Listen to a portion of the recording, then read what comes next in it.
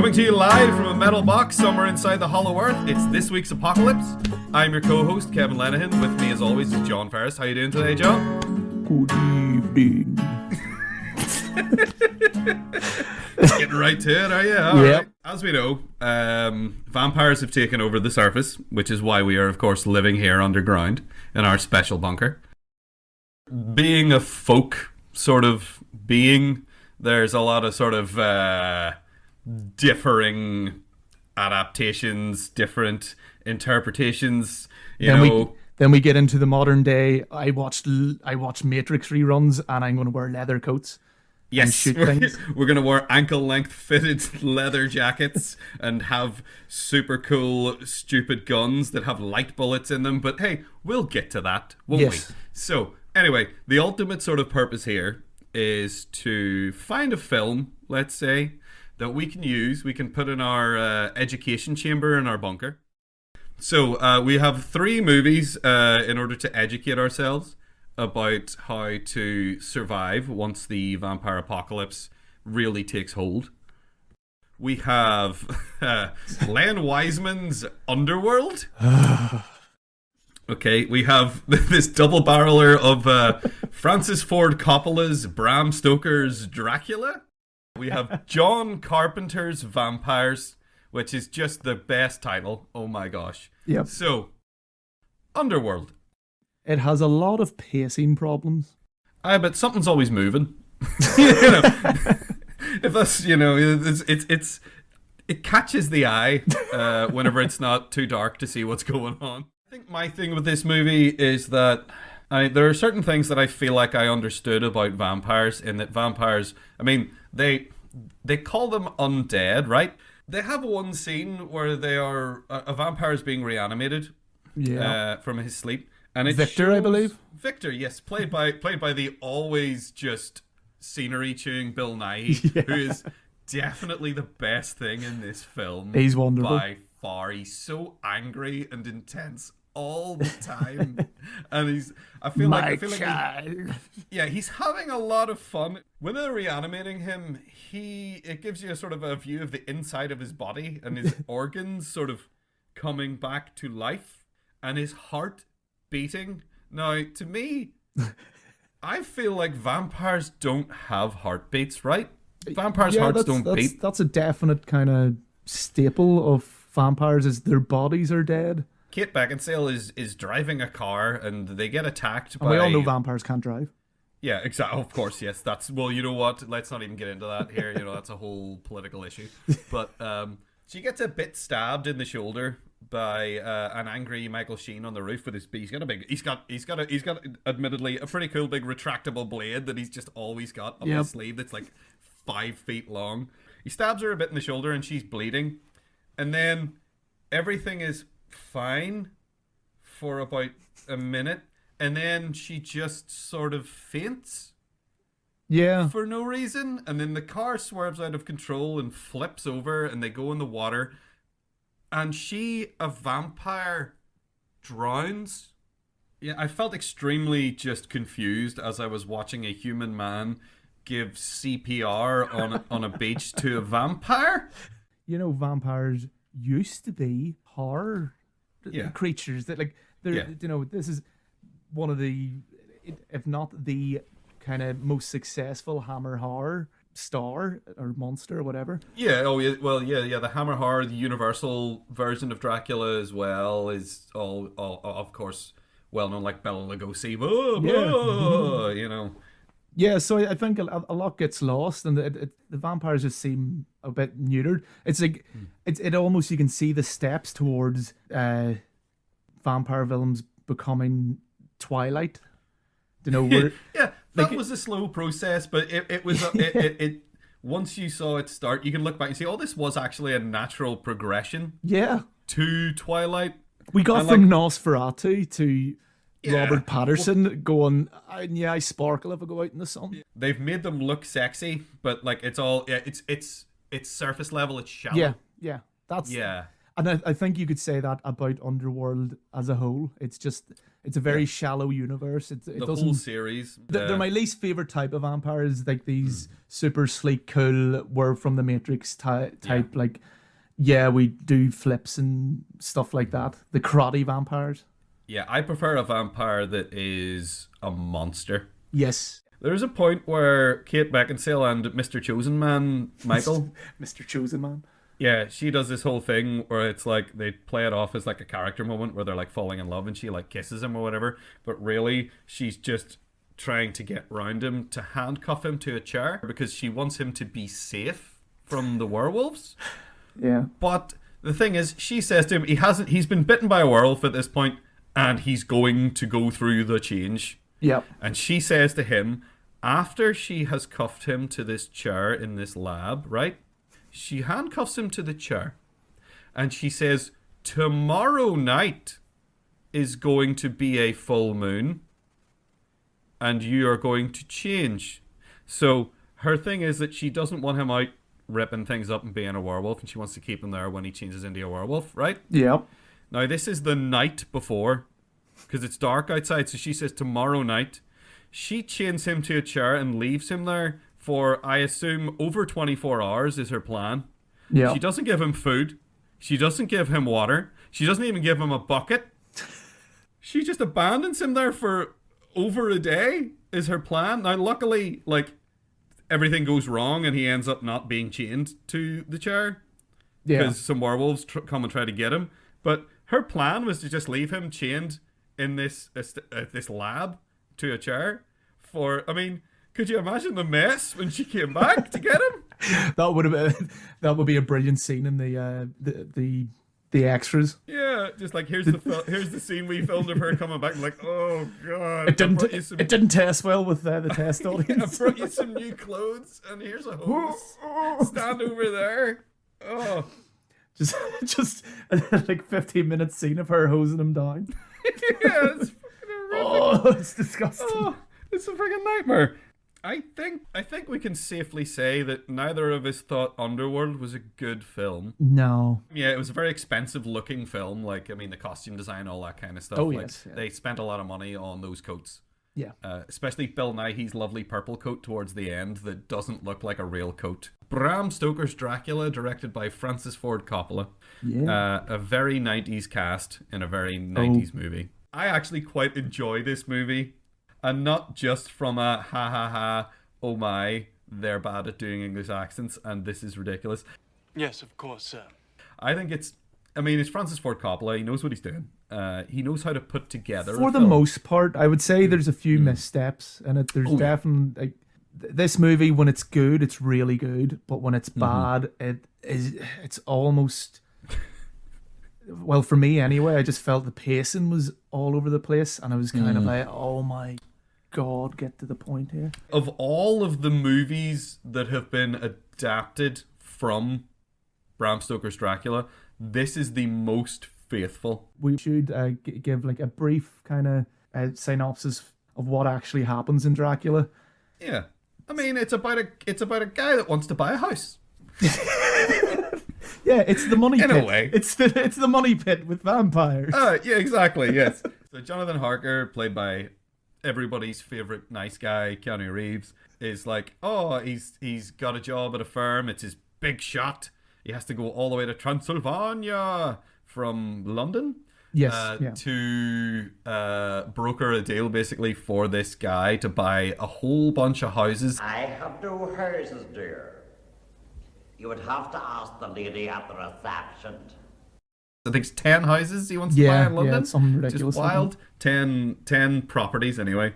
So it's his job to go there, talk it out with him, do the deal, get him to sign the papers, come home with the papers. Yet again, another done and vampire, dusted. just making very good investments over multiple hundreds of years. Very good with their money. Yeah. Aye. So that's essentially the plot, and then of course he gets there, and Dracula is a big weirdo. Jonathan Harker is a complete moron in this movie. He's a bit of a boob. He's a bit of a boob.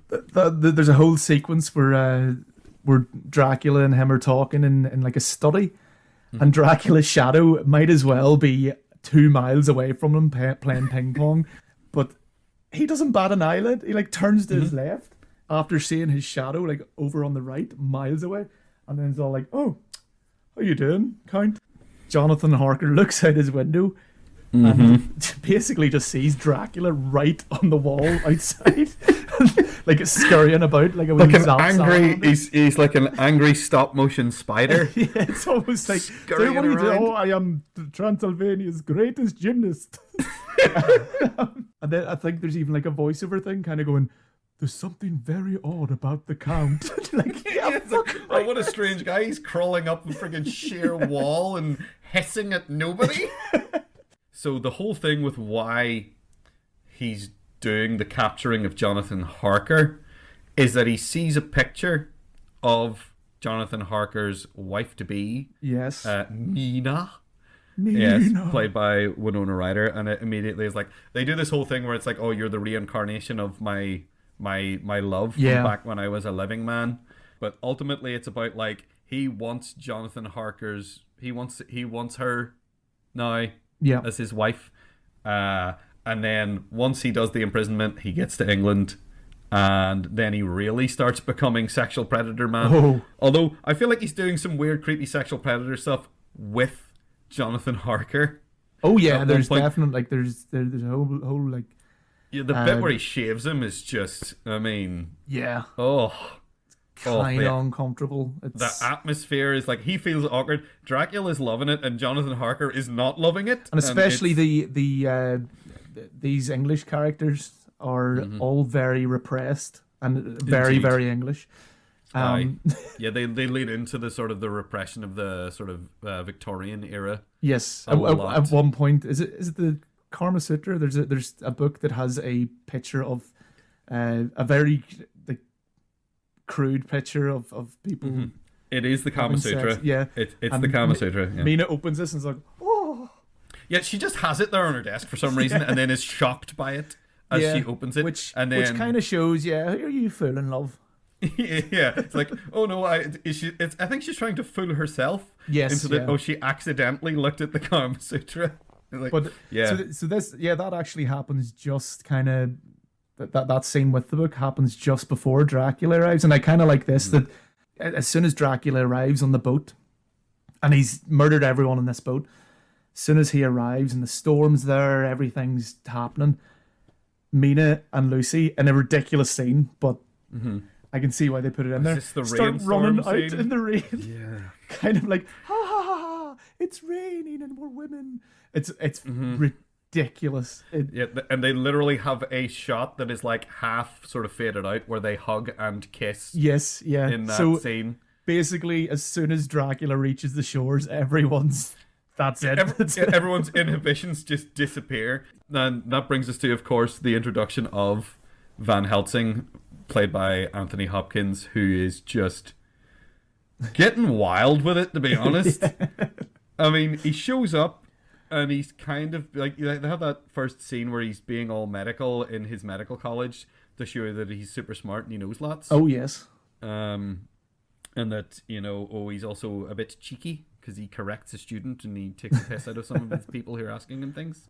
Then he immediately knows it's vampires Yep. straight away. It's fairly and obvious then- though. Yeah, and is incredibly, to be honest, I find him to be, he's incredibly inappropriate with everyone. Which is almost a breath of fresh air because I hate that stuffy, like Yeah. everyone's so careful about what they say. And, Yeah. oh no, oh you can't say that.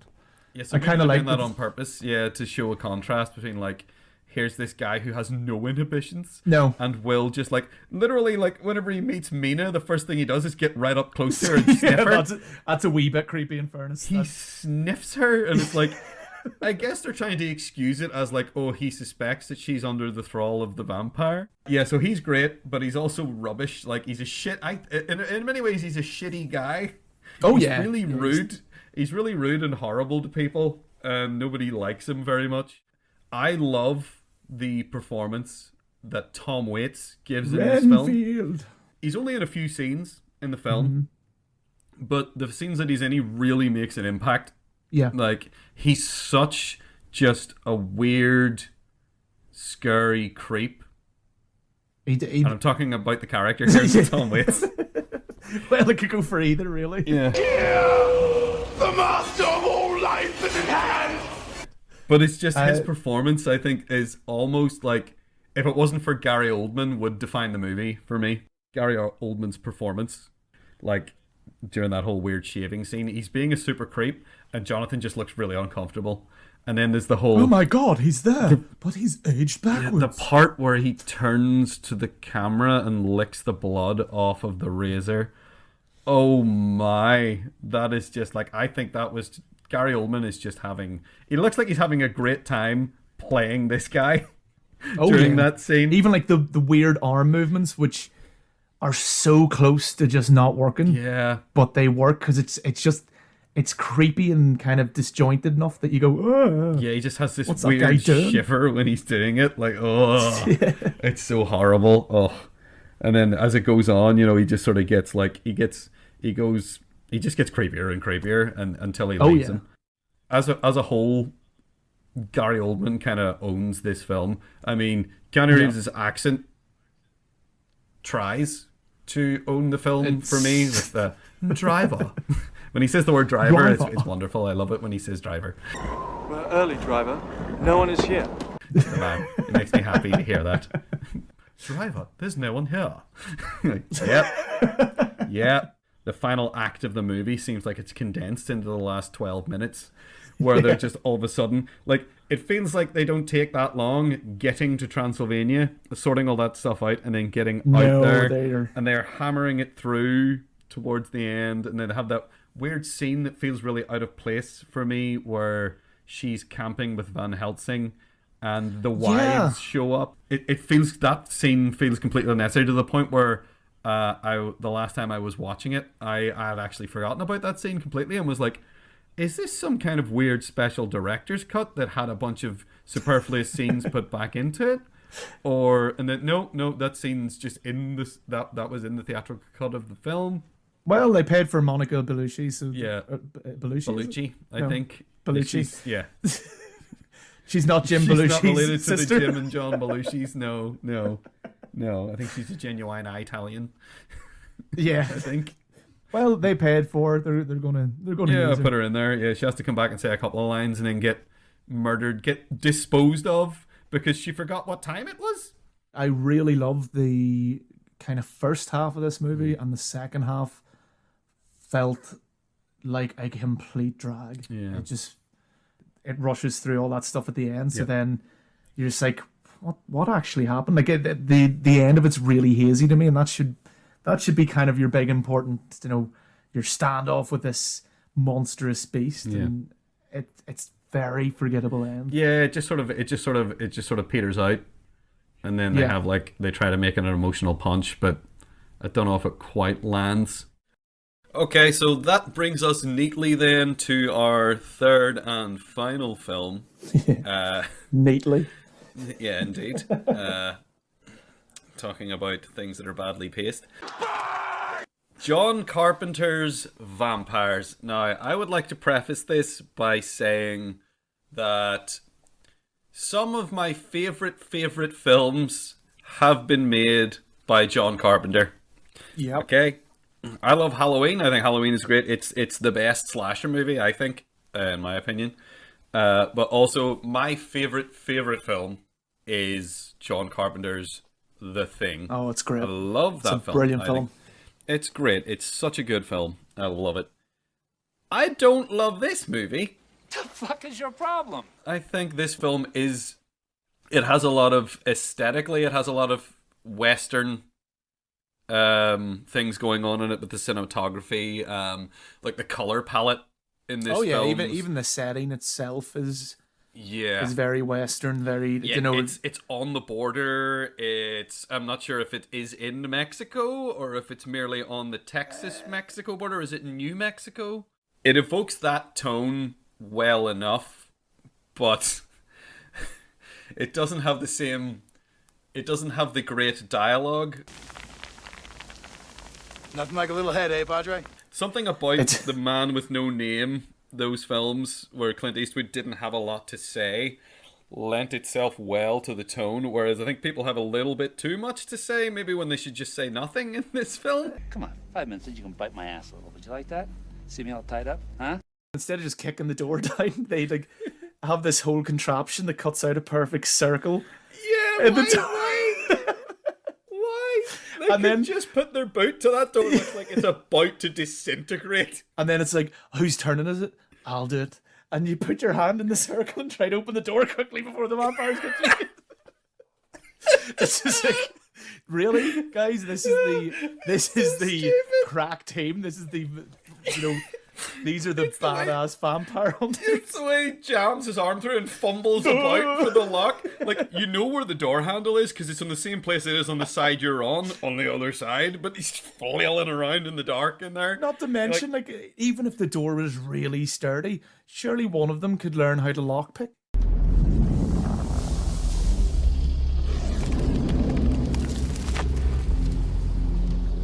I kind of like the villain in this a bit because he's so cartoonish. Yeah, He's so just like someone drew what does a vampire look like? What's his name in it though? I can't He's remember. Valak. Valak. That's right. I Valak. think, or it's if it's not Valak, it's something close to it because I think that's also the name of the demon in the second Conjuring movie. That looks like a nun. That one. I think it's Valak or Balak. Oh, so it's Balak because I kept calling him Balak. He sucks in a way that I can get behind. Yeah. There's that a he is- campiness to him that kind of almost harks back to those hammer horror type movies. Yeah, and he bears a certain similarity to the bad guy from The Crow as well. But then he knows where the party is. Yes. When they're celebrating with all the hookers and drugs. Yep, all the hookers and drugs and the All policeman paid is for there. by the Vatican. All paid for by the church because apparently that's the whole thing is that like, they are funded by the church. But James Woods' character is just an out and out dick. Yeah, he's just a dick. Yeah, I don't know what they were thinking. Like, right, like, and it's not like I don't think it's like he's a character where sometimes you have a character in something that's a dick, and you say, well, that's still a really good character. Yes. It's not. Can you walk? Hey, wake up. Can you walk? I think they want us to get attached to Anonymous Baldwin in a way. They want us to care about the fact that he is falling for this woman that he is treating like absolute trash. Yep. I don't think it's a very good film. I like certain things about its aesthetic, even when it fails at them. Like the idea of like a Western vampire movie is something that has come up before. Yes. I don't think it really succeeds. I wish it was better. I mean, all this movie's good for is those like crazy, ridiculous, over the top gore stuff. Yeah, the bits where you go, oh, Yeah, look at that, which is like it's a really shallow way to enjoy a film. Oh yeah. Okay, so I guess that brings us now down to the point, like, so which one of these movies is, from a just enjoyment standpoint, the best movie? I would have to go with Dracula.